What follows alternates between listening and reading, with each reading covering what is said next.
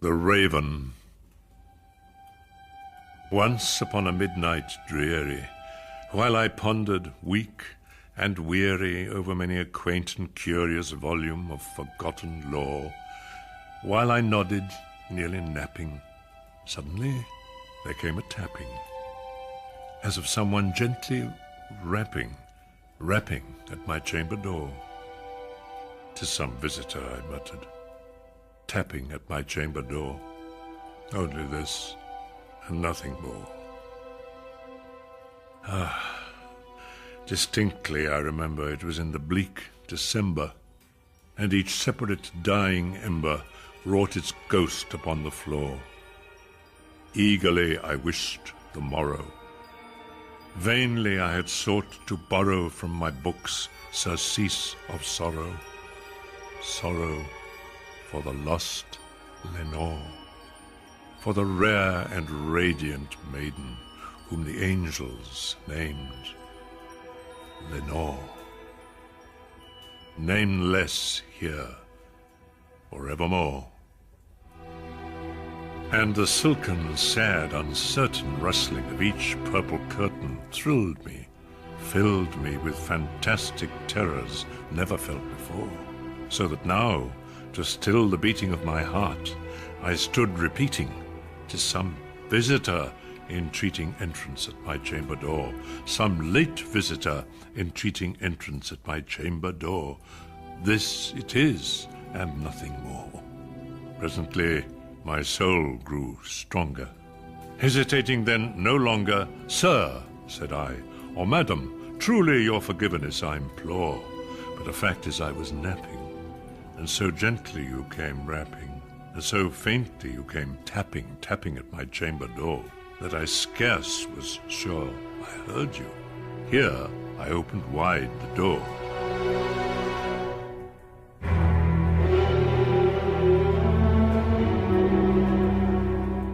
Darkness there, and nothing more. Deep into that darkness peering, long I stood there wondering, fearing, doubting, dreaming dreams no mortal ever dared to dream before. But the silence was unbroken, and the darkness gave no token, and the only word there spoken was the whispered word, "Lenore." This I whispered, and an echo murmured back the word, "Lenore." Merely this, and nothing more. Back into the chamber turning, all my soul within me burning, soon again I heard a tapping somewhat louder than before. "Surely," said I, "surely that is something at my window lattice. Let me see, then, what thereat is, and this mystery explore. Let my heart be still a moment, and this mystery explore. 'Tis the wind, and nothing more. Open here I flung the shutter, when, with many a flirt and flutter, in there stepped a stately raven of the saintly days of yore. Not the least obeisance made he, not a minute stopped or stayed he, but with mien of lord or lady, perched above my chamber door, perched upon a bust of Pallas, just above my chamber door, perched and sat, and nothing more. Then this ebony bird, beguiling my sad fancy into smiling, by the grave and stern decorum of the countenance it wore, "Though thy crest be shorn and shaven, thou," I said, "art sure no craven, ghastly, grim, and ancient raven, wandering from the nightly shore. Tell me what thy lordly name is on the night's Plutonian shore." Quoth the raven, "Nevermore."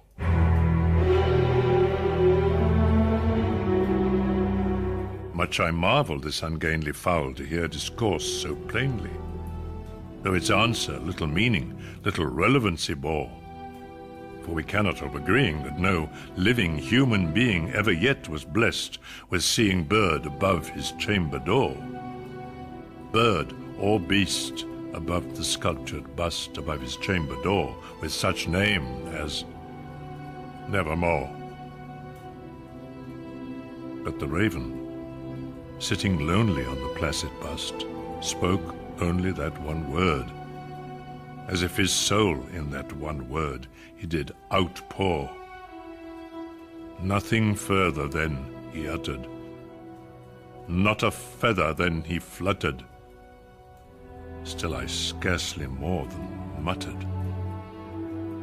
Other friends have flown before. On the morrow will he leave me, as my hopes have flown before? Then the bird said, Nevermore.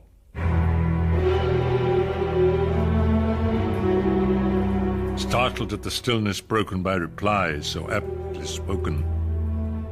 Doubtless, said I, what it utters is its only stock and store, caught from some unhappy master, whom unmerciful disaster followed fast, and followed faster, until his songs one burden bore, till the dirges of his hope that melancholy burden bore of never, nevermore. But the raven, still beguiling all my sad soul into smiling, straight I wheeled a cushioned seat in front of bird and bust and door. Then upon the velvet sinking, I betook myself to linking fancy unto fancy, thinking what this ominous bird of yore, what this grim, ungainly, gaunt, and ominous bird of yore meant in croaking Nevermore. This I sat engaged in guessing, but no syllable expressing to the fowl, whose fiery eyes now burned into my bosom's core. This and more I sat divining, with my head at ease reclining on the cushion's velvet violet lining that the lamplight gloated o'er. But whose velvet violet lining with the lamplight gloating o'er she shall press, nevermore. Then methought the air grew denser, perfumed from an unseen censer swung by seraphim, whose footfalls tinkled on the tufted floor. Wretch, I cried, thy God hath lent thee. By these angels he has sent thee respite, respite and nepenthe from thy memories of Lenore. Quaff, oh quaff this kind nepenthe, and forget this lost Lenore. Quoth the raven, Nevermore.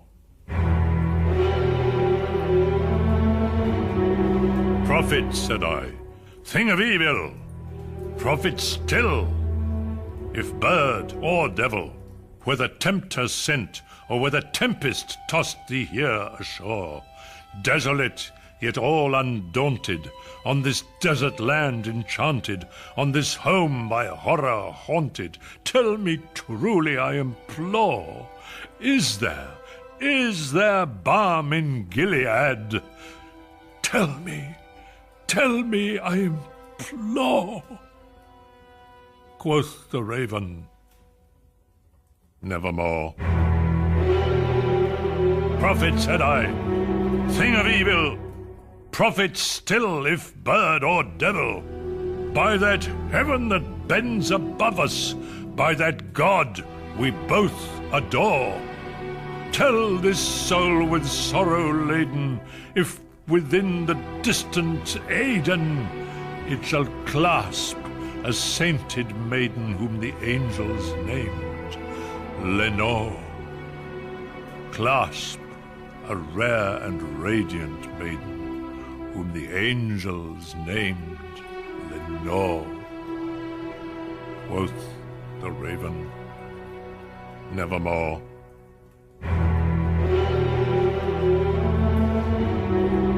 Be that word our sign of parting, bird or fiend. I shrieked, upstarting, get thee back into the tempest and the night's Plutonian shore.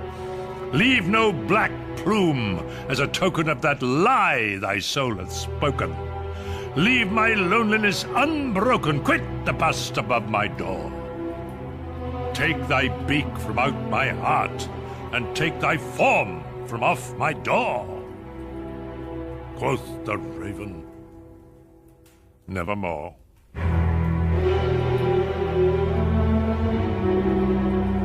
And the raven, never flitting, still is sitting on the padded bust of Pallas, just above my chamber door. And his eyes have all the seeming of a demon's that is dreaming, and the lamplight o'er him streaming throws his shadow on the floor.